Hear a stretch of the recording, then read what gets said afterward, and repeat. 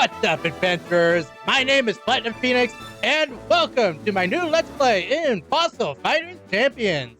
This is a game that is widely regarded as the best in the series, and it's not hard to see why. Between the great story with overarching themes, fantastic music in this game, great side stuff to do outside of that story, and over a dozen new dig sites, there is plenty here to explore. And plenty here for anyone to get into. Not to mention the dinosaurs. But I think we've talked long enough on this title screen, so let's go ahead and get started. All right, so first starting off, I want to actually go to options because I want to make sure that message speed is set to fast because I don't have time for all these people talking so slowly. And in the same vein, I'm going to just put myself to run.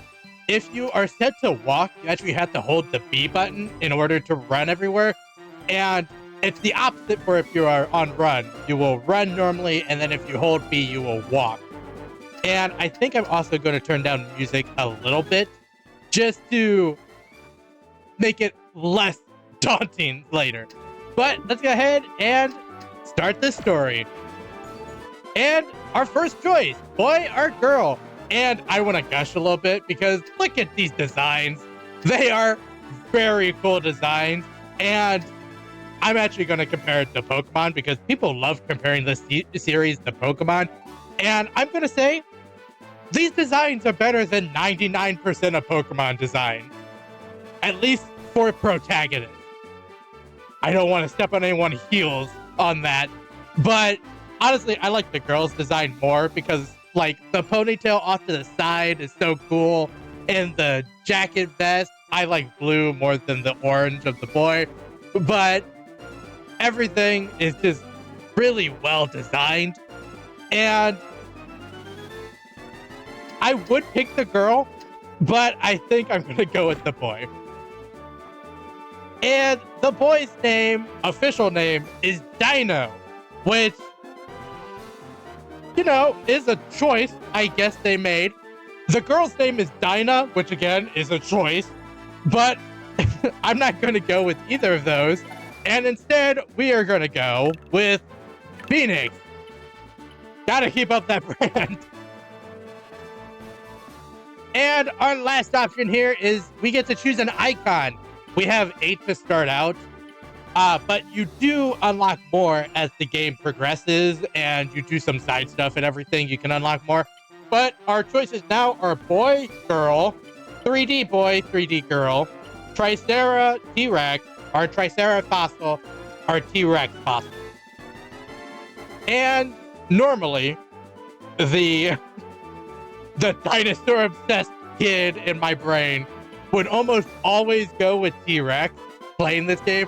Because look at it, it's so cool. But I think I'm gonna go with Tricera for this time because again, Tricera is also cool, but I always go with T-Rex, and I think I want to switch it up for this one. So we're gonna go with Tricera. And yes, this is okay. I am going to say that I am going to do a few voices for a couple of the characters. And some of them are going to be bad. I can almost promise that. But this is your warning and apology all in one right here at the beginning. I am so sorry for what you're about to witness. Hey, Phoenix, how long are you going to stand around and stare at the scenery, huh?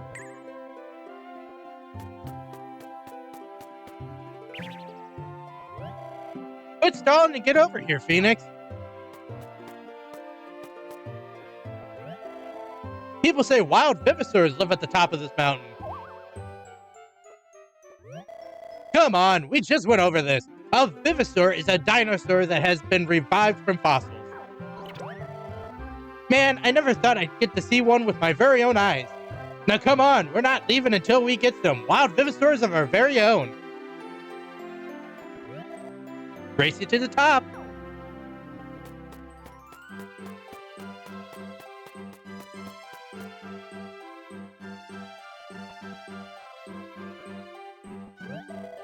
Hey, I don't see any Vivasors anywhere. Somebody must have been lying to me. What was that? What's going on? I think there's something over there.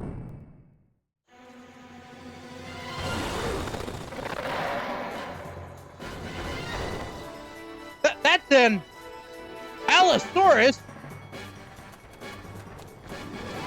It's gonna eat us.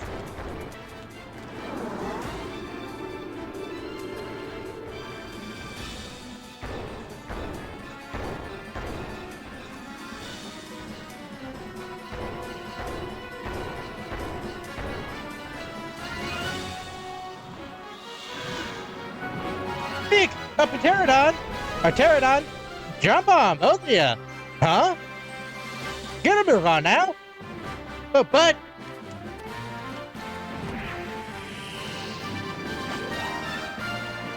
Yeah, hold on, Park.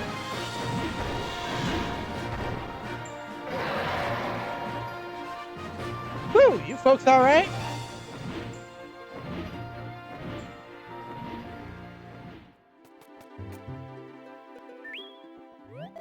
Oh my gosh!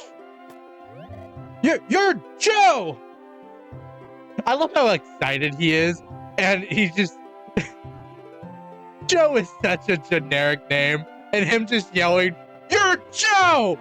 to this random guy that just rescued us is so funny in my head. Yep, that's me. Surprised you know my handle, kid. Of course I know you. You're the greatest fossil fighter in the whole world. Your fossil battle skills are legendary. You're Joe Wild West. I can't believe I'm actually talking to you. This is amazing. I must sound like a real nerd, huh? Eek! That Allosaurus is madder than a sack full of hornets. Well, we can't let it leave this mountain all riled up like that, or folks will be in a heap of trouble. Ain't no other choice. We gotta subdue that critter in a fossil battle. How about it, small fry? Think you're up for it? I even loan you one of my dino medals for the fight, so how about it? Oh, my stomach. It hurts really bad. It must have been that rotten banana I ate this morning. Yeah, that's it. Oh. Todd, if you know it's rotten, why are you eating it? I really want to fight, but I don't think I can. So you'll have to fight in my place, Phoenix. Oh, my stomach. Huh? Well, fair enough. Guess I'll be lending you my dino medal instead. I got 4 of them, so just take whichever one strikes your fancy. That there's an Aristeon. He's a power type that overwhelms foes with his sharp claws. That's a fast-growing, well-balanced Vtuber called Toba Titanosaurus. It's one of your more fashionable types. Now that there is a Centaurosaurus.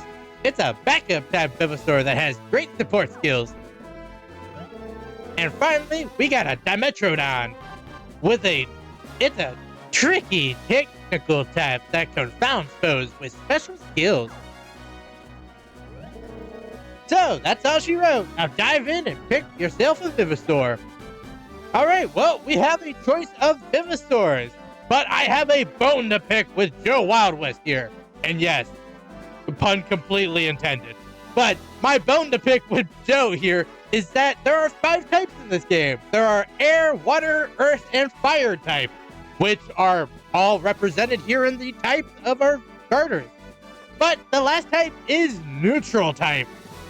And Joe doesn't give us a neutral type Vivassaur choice as a starter. How dare you, Joe? I thought I could trust you. It makes sense because neutral types are not weak or strong to anything. So it makes sense that he doesn't give us that choice. But that brings up my second grievance of this, which I will go over in a little bit because it makes more sense to go over it later.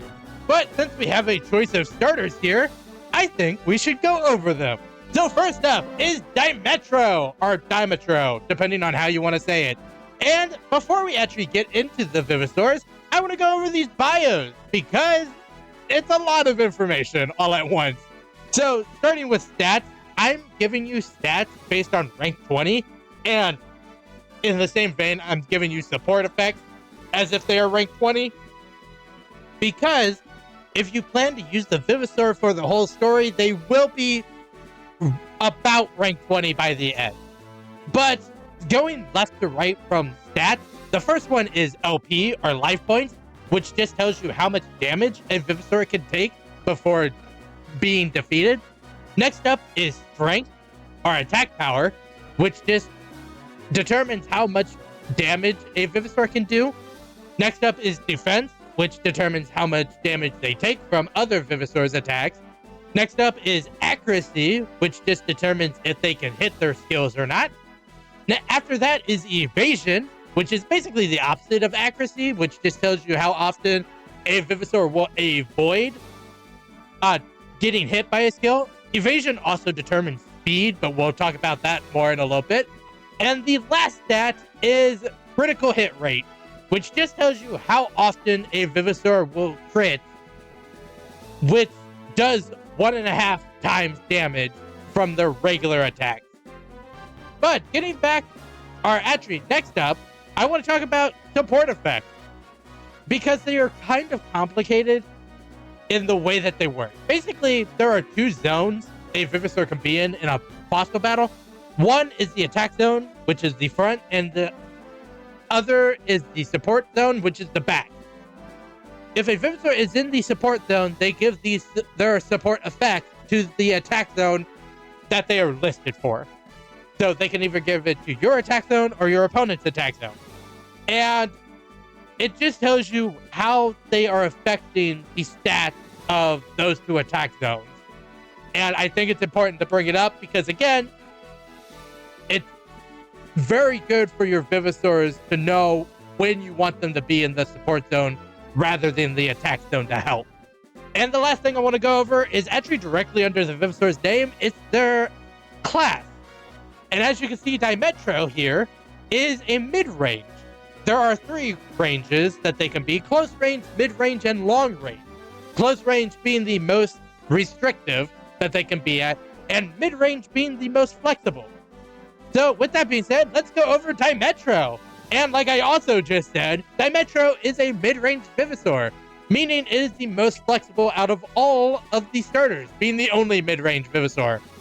It also has skills that allow it to charge up attacks to deal more damage, as well as attacking all of your opponent's Vivisaurs at once, which is amazing.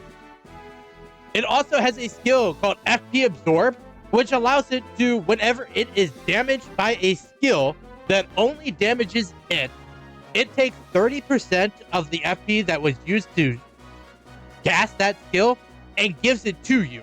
Meaning that Dimetro basically allows you to get more FP faster in the early game than you are able to otherwise, simply because it's going to take most of the attacks and you're going to use it in most of the fights starting off, since it is your starter.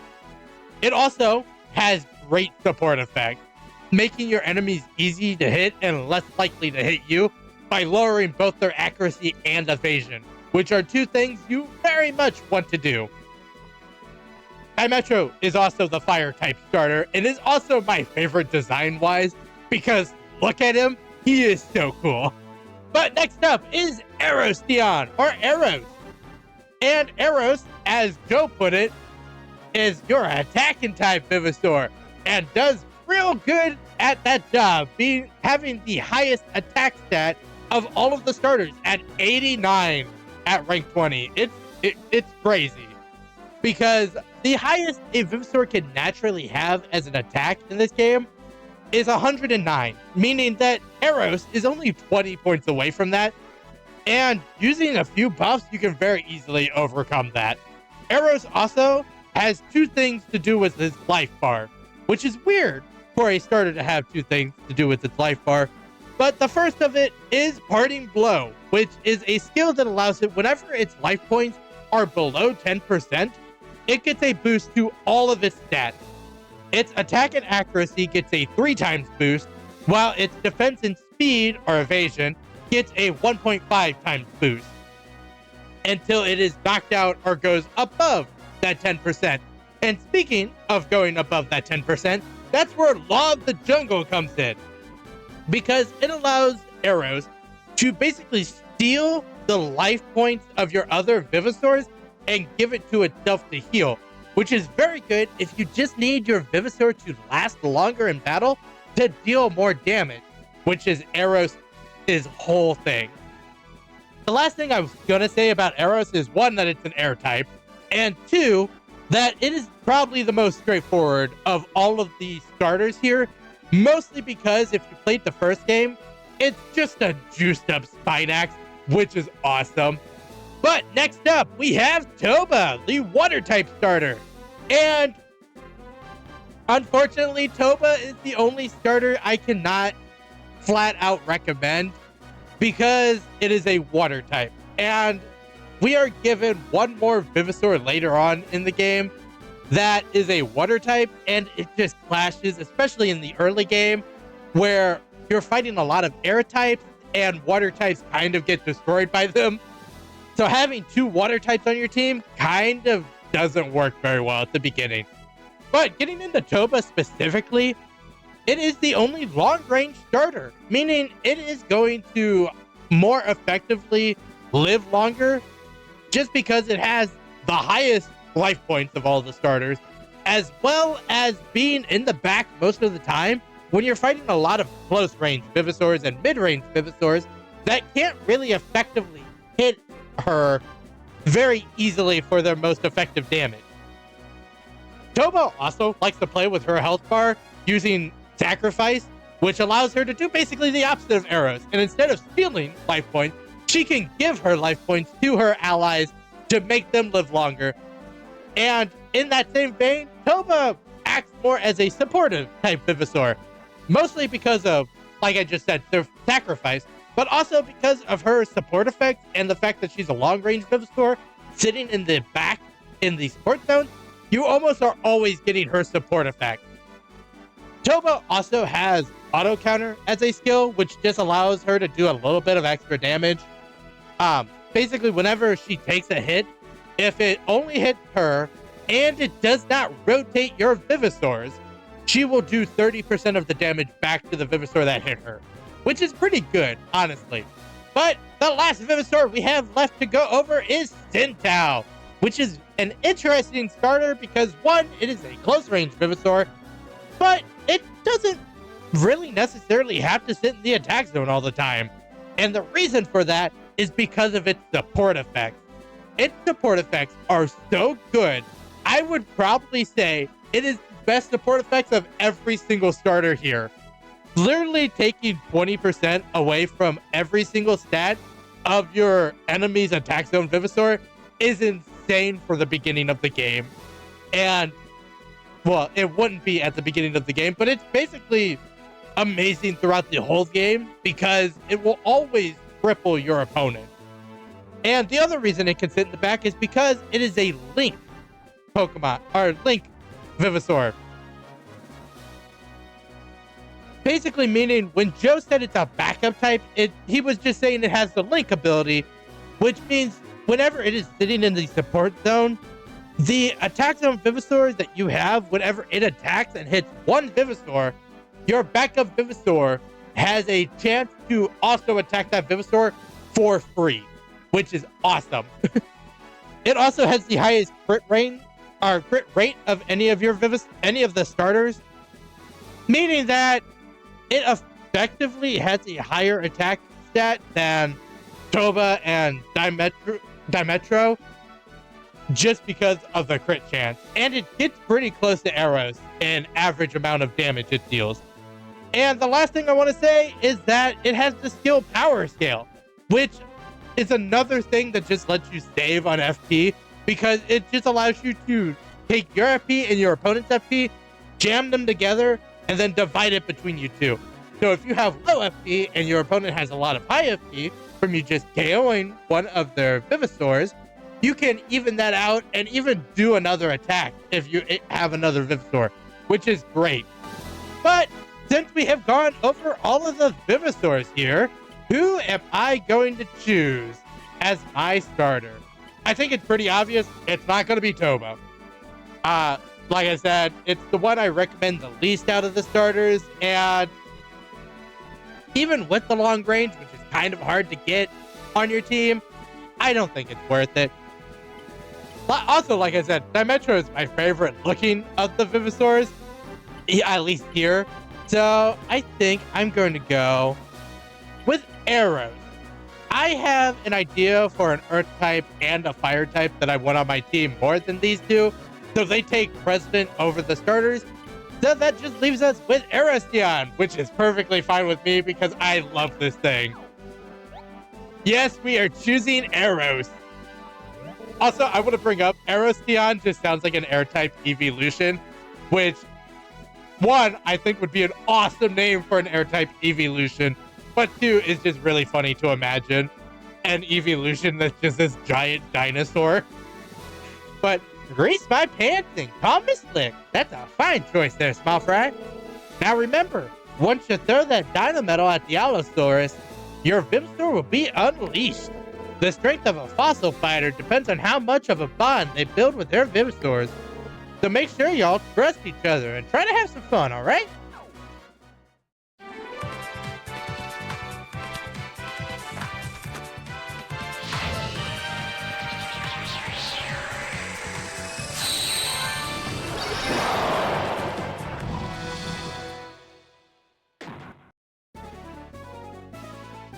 Alright, our first fossil battle is about to begin.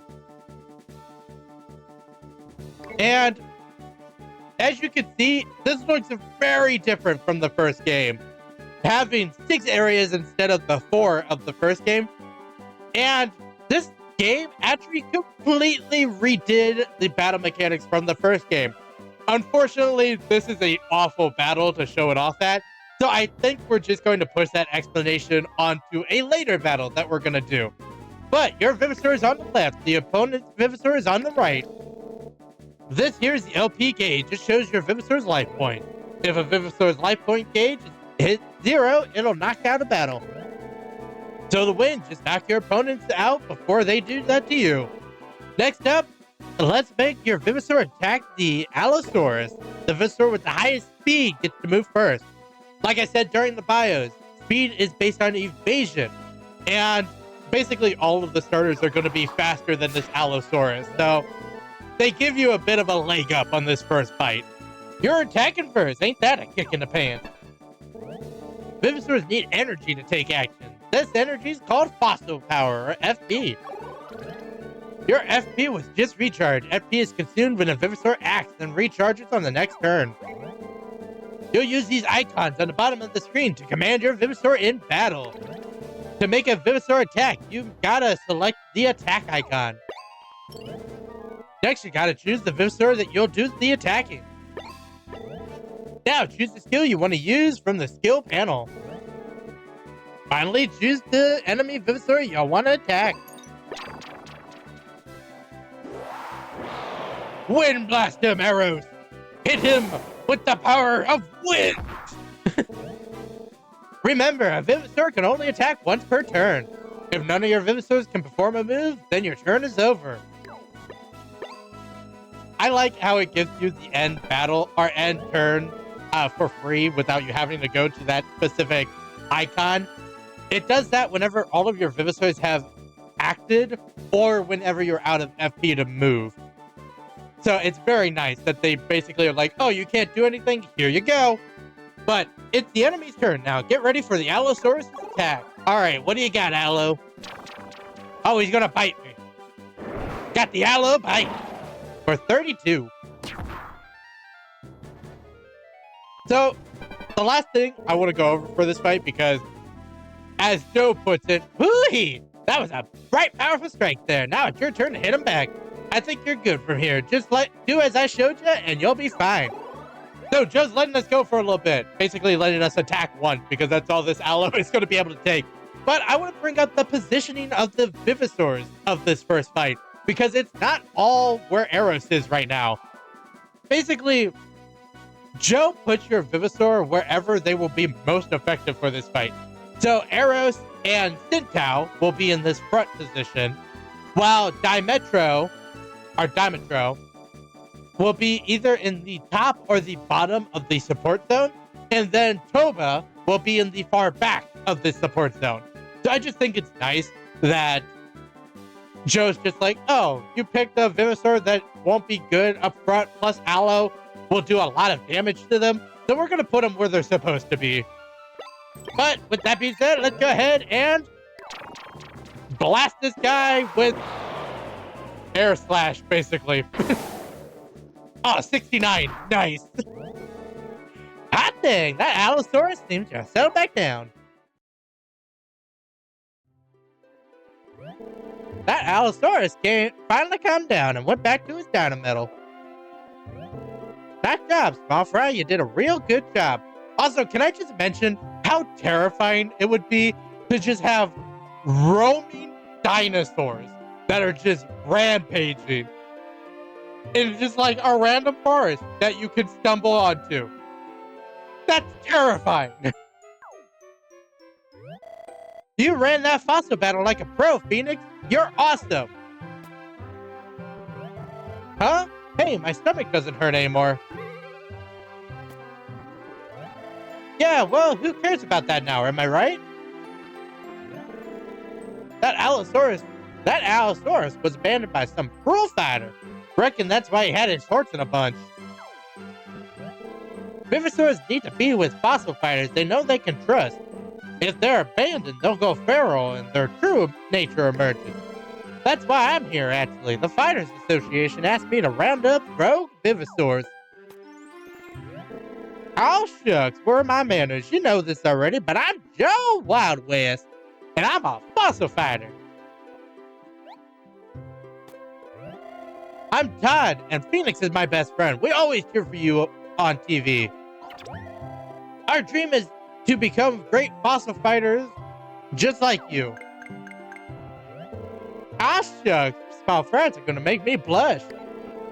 But y'all ought to aim a little higher. Don't try to be as good as me. Try to be better. Well, I suppose I should think about seeing you two home, but I ain't quite done with my job yet. I've still got one more Venusaur that needs rescuing, you see. But y'all seem pretty capable, so I trust you can make it home. Oh, bacon, I darn near forgot that Dino-mite I loaned you. Tell you what, Phoenix, what say you keep it as a way of saying thanks for all the help.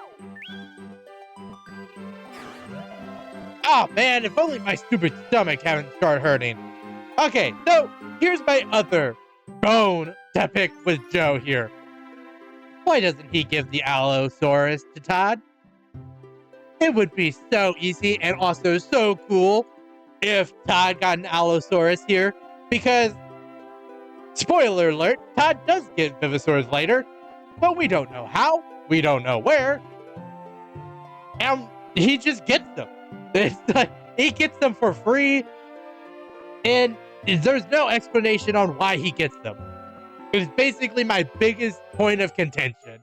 I would love it if Todd got this Allosaurus and used it as his starter for the game, like how rivals in Pokemon basically do.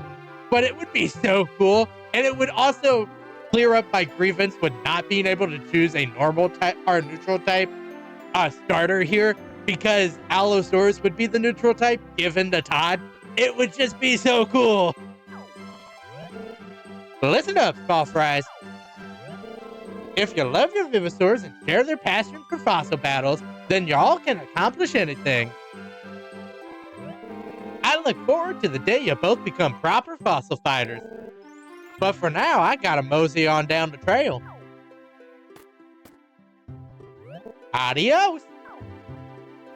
Okay, so him walking away every time the duck song just comes to mind. It's just, and he waddled away, waddle, waddle, waddle.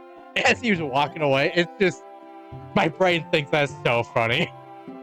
Wow, we just got advice from Joe Wild West himself. No choice now, Phoenix. We have to become fighters. Yeah, I know you want it bad, but not as bad as me. Next time I see Joe, I'm gonna be a full-fledged fighter.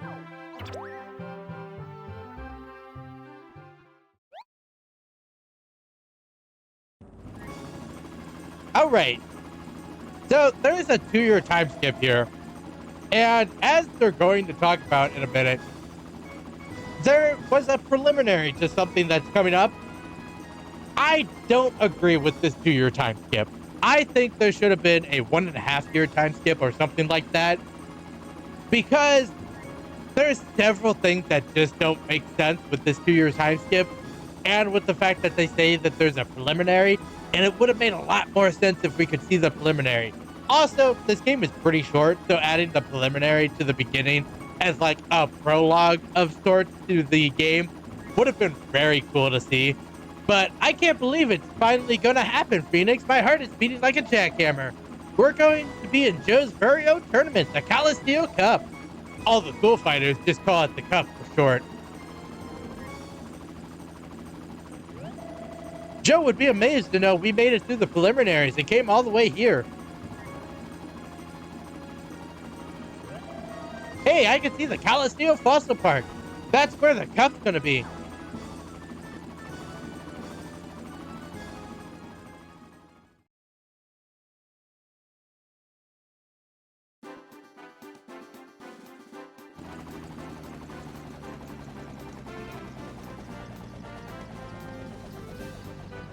Also, Calisteo starts with a C, so I don't know why the helicopter has a K on it. The Fossil Fighter doesn't have a K at the beginning. Joe Wild West doesn't have a K in the beginning. Calisteo doesn't have a K at the beginning. I don't know where the K comes from. Welcome to Calisteo Fossil Park, the prehistoric world of dreams, dinosaurs, and adventures. This park was founded by none other than Joe Wild West, the superstar fossil fighter. It is composed of 3 islands: Rubular Island, Cranial Isle, and Ilium Island. Visitors are welcome to excavate fossils and revive as many vivisors as they like. And of course, there's plenty of fossil fighting to be done. But for now, please make yourselves at home in this lush green Rubular town. Beep beep boop. This is an important public service announcement for Calisteo Fossil Park. Registration for the Calisteo Cup will be ending soon. Fossil fighters who have not yet registered should enroll at the Fighter Stadium immediately. Beep beep boop. Eek! They're gonna end registration! Come on, we have to get to the Fighter Stadium right now! The Fighter Stadium? It's the building right behind us. The Fighter Stadium is an integrated facility serving all of your fossil fighter needs. It has a cleaning room for fossils, and it also has a home for the Fossil Stadium, where fossil battles are held. Come on, let's stop. Come on! Let's stop standing around and go get registered already. Wait, please, there's something very important I have to tell you. To open the main menu, press the X button to touch the icon in the bottom right-hand corner of the screen. To open the Save/Option menu, simply press Start. Now, you should go get registered while there's still time. Well, actually, before we go up into the building to get registered, I want to open the main menu, because there's a lot of information here. So, first up, we have our status menu, which shows our status level, our fossil fighter level, which is level 1. Next to it, there is a progress bar to next level, completely ignored. There is no way to make that bar go up other than to complete the story. Basically, your level will go up based on story progress, so there's no grinding or anything you could do to make your fighter level go up. And your fighter level kind of determines a lot, like your FP recharge, which is how much FP you get at the beginning of each turn, and then the FP max, which is how much FP you can hold at any point in a fossil battle. Something you can grind is actually money, which we will go over later on how to grind it, but that's also shown here. And then team, you are able to have up to 3 teams at once. So this just shows which team you actively have at the time. And then the last thing on this page is your fighter's journal, which is basically just a way for them to be like, oh, you haven't played in a while. Here's what your next objective is in case you have forgotten, which is very nice of them to do. But next up, we have the case, which just is where we will put our fossils whenever we go to dig them up. And after that, we have our item, which is just the pickaxe and the case for now. But this is where any upgrades we get later will go. This is where any extra tools we get later will go. And this is where any one-time use items we get later will go. So it's a good thing to keep in mind to come check to see what you have later. And the last thing we have is our Dino medals, which just shows what Vivosaurs are on our team, as well as which Vivosaurs we have revived up till now. And you can change if they are sorted by number, like Eros here is number 101, their name, their rank, which is basically their level, their LP, which is their life points, and their type. So it's very nice to be able to sort by the different ones, just so you can see what you have in each area, what ones you're missing still, and where you still need to go get your Vivosaurs that you still need to revive. But with that all gone over, let's head into the Fighter Stadium. Hey, over here, Phoenix.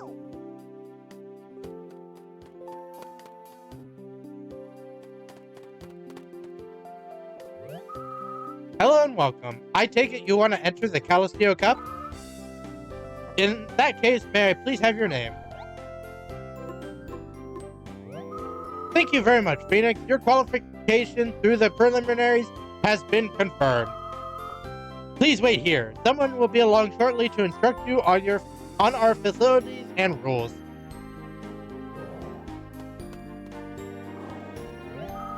Hey there, I'm Stella. I'm the staff leader here in Rubular Town.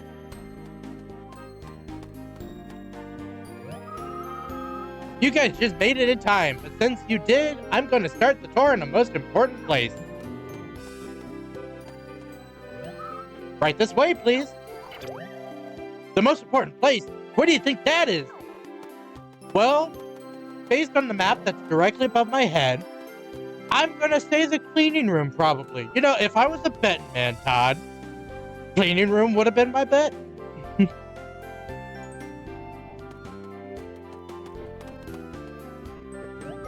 Welcome to the most important place for fighters, the cleaning room.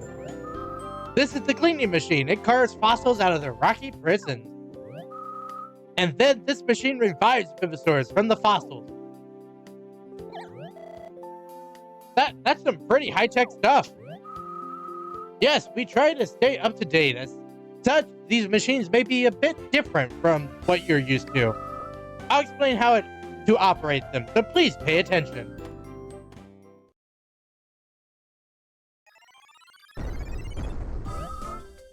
First, let's give cleaning a try. This is a fossil rock. There's a fossil buried inside it.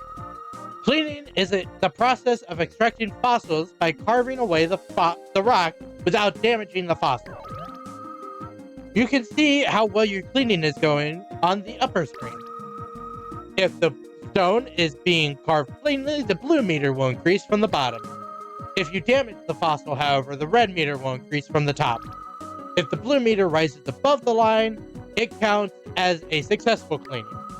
But if the red meter drops below the line, the cleaning is a failure. This is the remaining time. Once this hits 0, your cleaning is over no matter what. If the blue meter is above the line when time runs out, it counts as a successful cleaning. If you want to stop cleaning before time runs out, just press start, which is very nice of them to allow you to do when you are just cleaning fossils that you don't plan on actually using. So, say you get above the line of the head of a Vivosaur you don't plan to use, but you still have 50 seconds left, you can just press start, it ends the cleaning, you don't have to wait the extra 50 seconds. So as long as the blue meter has crossed the line, your cleaning will be a success. Next, I'll describe the tools we use for cleaning fossil rock. The 3 icons you can see here are the cleaning tools for chipping and carving stone. First, we have the drill. Select it and touch the fossil rock to carve away stone a little bit at a time. If the dust from the drilling makes it hard to see, blow at the microphone to clear it away. Next, we have the hammer. Select it and touch the fossil rock to smash large patches of stone. And finally, there's the X-ray. Choose it to have a brief view of the fossil rock inside. Okay, let's try your hand at some actual cleaning. So, X-ray you can actually use before the countdown is done, and I like to just so I have an idea when the countdown starts. And then I like to use the hammer because these fossil rocks are actually 3 layers deep. So you want to clear out 2 of the 3 layers as much as you can with the hammer, just to make it easier for yourself once you go forward a little bit. And I actually do want to clear out up here a little bit. Do you see the white bone emerging from the stone? That's the fossil. When bones start appearing, switch over to the drill. You want to be careful not to damage the fossil. Alright, well, we'll do what she says and switch over to the drill. And as you can see, the drill is slower than the fossil or from the hammer, but it is more precise and it's better for clearing out these smaller bits of dust, or smaller bits of rock, while not actually damaging the fossil underneath. You can damage it, but it takes a lot more for the drill to damage the fossil than, say, the hammer. And I actually want to go over how to get rid of this dust, because she said you can blow into the mic of the DS, which you definitely can do, and is the recommended way to do it, so you don't actually slow yourself down. But there is another way to clear out the dust. And because I'm recording this and don't want to be blowing into my microphone every time, I'm going to take the hammer and just hit the table. And that also gets rid of the dust, which is very nice, especially if you, say, break your PS microphone. There is a backup way for you to clean the dust off that doesn't require you to have to use the microphone, which I think it's just nice that they thought ahead of that and are like, oh, what if people don't have the microphone or don't want to blow on their DS every time? It's nice. Clears that off is right there. And I think that's a perfect cleaning. Yeah, that was a perfect cleaning. Anything above 90 points will be a smashing success, basically telling you that you did a very good job with your cleaning. But you can get up to 100 with a regular fossil rock, and there's some fossil rocks later that allow you to get over 100, but we will go over those once we get access to them. A smashing success. Frankly, I don't know why I'm even here. Well, anyway, keep it up.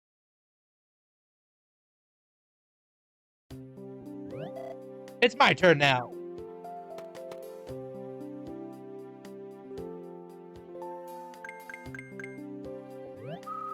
Excellent job, you two. Now let's go revive your fossils.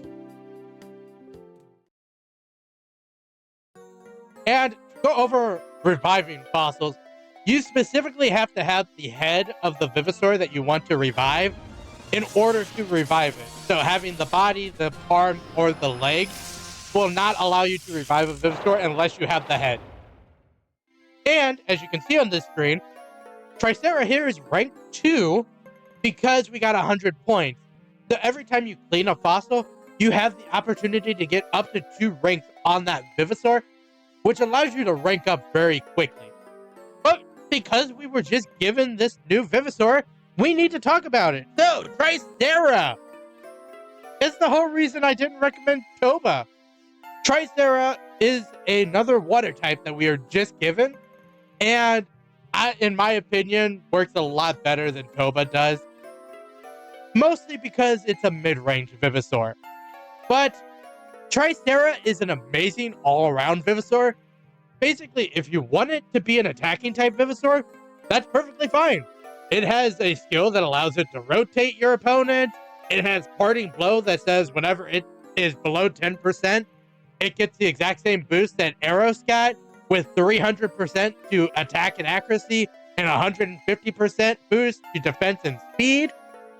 And its attack stat is actually pretty good for a more supportive Vivosaur. And it's actually right in the middle of all the starters, which makes it very good.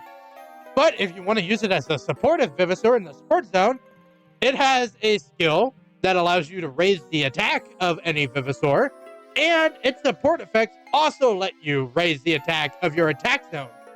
So you can make an attack zone Venusaur a real powerhouse using Tricera here, and it's pretty fun to be able to do that.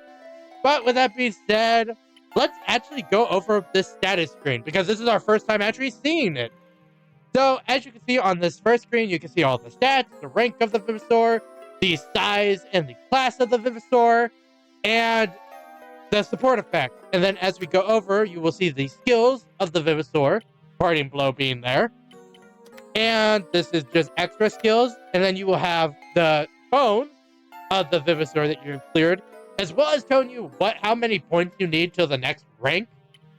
And then this is for super fossils, which is something we don't get for a while, so we're not going to talk about it.